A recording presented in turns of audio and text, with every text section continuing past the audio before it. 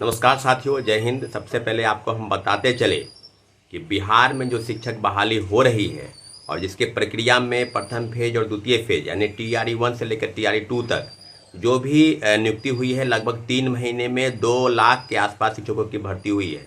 सरकार की तरफ से जो भी डाटा पेश किया गया माननीय उच्च न्यायालय में और फर्जी प्रमाण पत्र के आधार पर एक याचिका दायर की गई थी, उस याचिका की पूरी अपडेट दे दें आपको कि कल माननीय उच्च न्यायालय ने एक फैसला किया है कि लगभग 1,20,000 से ज़्यादा जो फर्जी वाले हैं प्रमाण पत्र डिग्री के आधार पर, वो छठे चरण में बहाल हो गए थे। और उनके तरफ से, सरकार के तरफ से जो हलफनामा दायर किया गया, जो महाधिवक्ता हैं PK शाही और आदि आदि चीज़ों पर उन्होंने स्पष्ट कहा है कि कुछ चीज़ों पर कार्रवाई हुई है, कुछ फर्जी वाले जो बहाल हो गए थे उन पर कार्रवाई हुई है, परंतु कई ऐसे फर्जी वाले हैं जिन पर कार्रवाई होने की ज़रूरत थी। इस मामले को लेकर जो एडवोकेट है दीनू कुमार, उनके तरफ से जो चीज़ें सामने आई है वो ये है कि 1,20,000 के आसपास जो शिक्षक अभ्यर्थी हैं, जो शिक्षक हैं, इन्होंने ज्वाइन किया है और उनके तरफ से फर्जीवाड़े की तरफ से जो आरोप लगाए गए हैं, सारे बातों पर माननीय उच्च न्यायालय ने कहा है कि जल्द से जल्द मामले को संज्ञान में लाया जाए और जितने भी फर्जीवाड़े तरीके से या गलत प्रमाण पत्र के आधार पर जो बहाल हो गए हैं, सबको बाहर करने की ज़रूरत है। माननीय उच्च न्यायालय के फैसले पर आपको अपडेट करा दें कि हम लोग लगातार TRE 1 से लेकर TRE 2 तक, मैं नहीं, खुद अभ्यर्थी सामने आ रहे थे और स्पष्ट तौर पर बोल रहे थे कि बड़े पैमाने पर फर्जीवाड़ा का खेल इस सरकार में, इस परीक्षा बहाली में हुआ है और सारी चीज़ों पर भंडाफोड़ जो हुआ तीसरे फेज की बहाली में हो चुका है। अब कहने की क्या ज़रूरत है, आर्थिक अपराध इकाई बिल्कुल सही दिशा में काम कर रही है। उसके रिपोर्ट के आधार पर और आरोपियों की तरफ से जिस प्रकार से बयान दिया गया, पहले विशाल चौरसिया, फिर विजेंद्र गुप्ता, और आने वाले समय में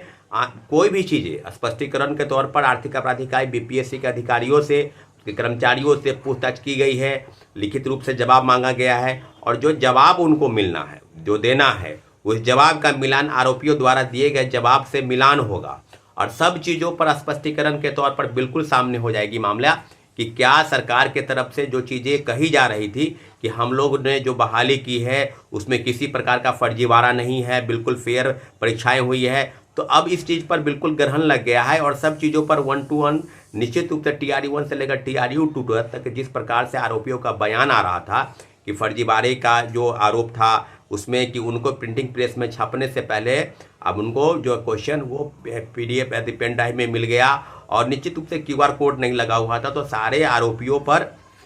इस तरह से कार्रवाई चल रही है और लगभग 300 के आसपास लोगों की गिरफ्तारी हुई है। कई चीज़ें जो है वो जांच के दायरे में है, जांच के बिंदु में क्रमशः आगे बढ़ रहे हैं, लेकिन इतना जरूर है कि मामले को अगर रफा दफा करने का प्रयास जिस प्रकार से बिहार सरकार पहले भी करती आई है, आपको याद होगा कि 66वीं पेपर लीक हुआ, उस समय भी पर्दा डाल दिया गया। 67वीं पेपर लीक हुआ, उसमें कई आरोपियों के नाम सामने आ रहे थे, कोई पिंटू यादव, कोई रंजीत रजक, कोई एक और IAS रंजीत थे, उनका भी नाम सामने आया था। जांच के आधार पर कुछ लोगों की गिरफ्तारी हुई, छोटे छोटे आप मछली की गिरफ्तारी कह सकते हैं, लेकिन इसमें बड़े पैमाने पर जो लोग शामिल थे उन पर किसी भी प्रकार की कार्रवाई नहीं हुई और मामले को रफा दफा कर दिया गया। कहने का मतलब उसको ठंडे बस्ते में डाल दिया गया। आज जांच की दिशा में आर्थिक अपराध इकाई जो काम कर रही है उसमें बिना BPSC के चेयरमैन, उनके कर्मचारियों और अधिकारियों की भूमिका के बगैर इस तरह की चीज़ें नहीं हो सकती है साथियों। तो क्या सरकार के तरफ से जो दलील माननीय उच्च न्यायालय में दिया गया फर्जीवाड़े के बयान पर कि फर्जीवाड़ा नहीं हो रहा है या हो रहा है, तो अब बिल्कुल बताने की ज़रूरत नहीं है। TRE 1 से लेकर TRE 2 तक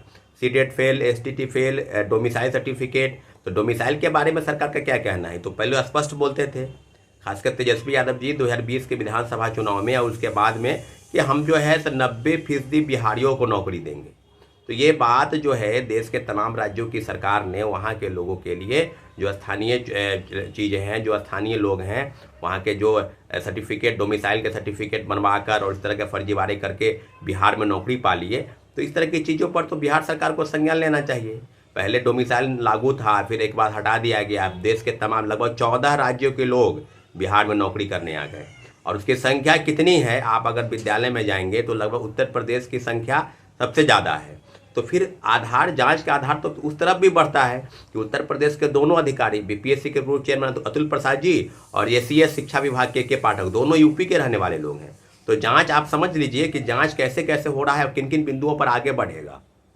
इतना जरूर है कि आने वाले समय में आर्थिक अपराध इकाई की जांच पर हम लोगों को पूरा भरोसा है, उसकी जांच बिल्कुल सही दिशा में काम कर रही है। लेकिन इतना जरूर है कि अगर लीपापोती का प्रयास होने लगेगा, ये बात प्रसिद्ध हो जाएगी कि नहीं, अब जो है बस मामले को रफा दफा कर दिया गया। 67वीं पेपर लीक में आपको याद होगा कि आधा घंटा पहले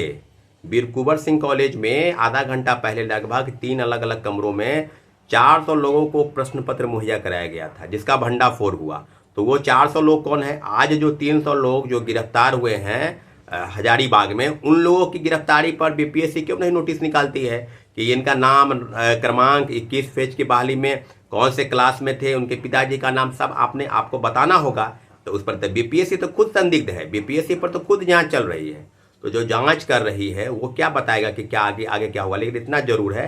कि बीपीएससी के भूमिका बिल्कुल संदिग्ध है। बीपीएससी के पूर्व चेयरमैन से मैं बार बार बोल रहा हूं कि उनकी जांच होनी चाहिए, क्योंकि आपके बिना कहे हुए, आपके बिना सिग्नेचर के वो ब्लैक लिस्टेड कंपनी को उसका ठेका क्यों दिया गया, जबकि वो पहले से पता था। आज से नहीं, जो आरोपियों के बयान है कि 64वीं से लेकर 69वीं तक बीपीएससी सिविल सेवा के प्रश्न पत्र वहीं छपे, एग्रीकल्चर के पेपर जो 1 और 2 मार्च को होने वाले थे वो प्रश्न पत्र वहीं छपे, और उसके बाद